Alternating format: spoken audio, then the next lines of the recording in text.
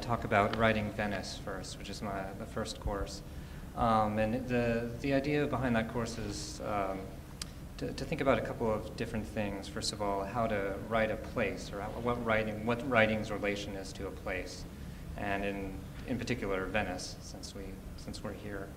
And also about how knowledge and art is transmitted, like how culture is transmitted, that is from place to place and across time. That is how knowledge is transmitted from one generation to another, but also across cultures.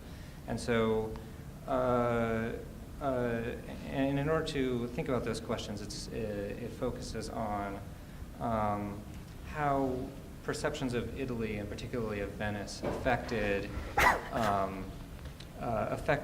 aesthetic theory and novel writing of non-Italian writers. So one of the things then would be to think about, or that I hope the course would allow people to do, would be to see Venice more. That is, by reading what certain writers have written about the place might allow you to perceive it differently.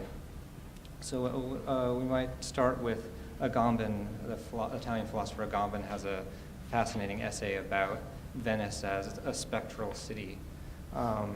And then we'll go back to Ruskin, who wrote a very famous book about Venice called The Stones of Venice. We won't read the whole thing because it's immense, but we will read some short parts of it.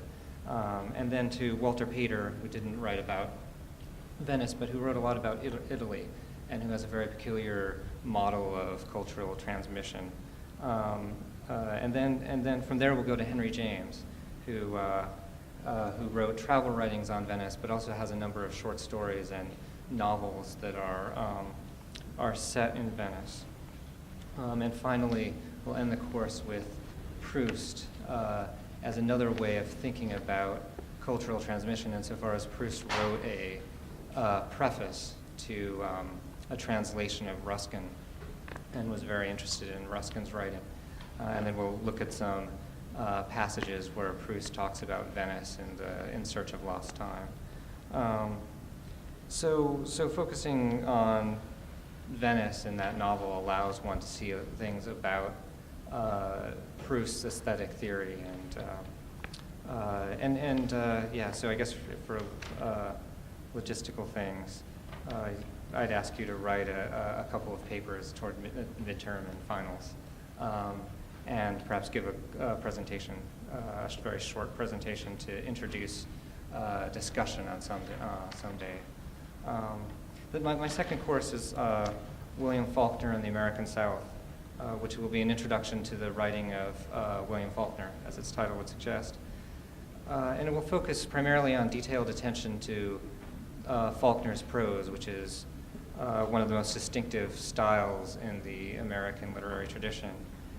So we'll read him slowly and attempt to develop a vocabulary for describing that strangeness, the strangeness of this prose, and its effect on novels.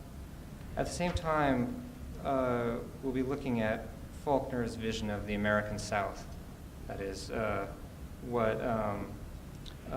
because Faulkner is one of the most perceptive writers about American history in relation to the South. Reading and the effects of Southern history on human beings. So reading Faulkner's style carefully will be a way of comprehending that vision. To bring that further into focus, we'll start out with some historical accounts of the South from W.J. Cash, and again from Henry James, who wrote about the South. And a theoretical essay by Hortense Spillers, which talks in particular about race, because one can't really encounter Faulkner without thinking about race in the American context. And then the rest of the semester will be devoted to Faulkner's writing, in particular three of his novels, As They Lay Dying, Light in August, and Absalom, Absalom. And we'll again try to read these slow enough so that people can get something out of them. And the requirements will be the same as the other course. So thank you.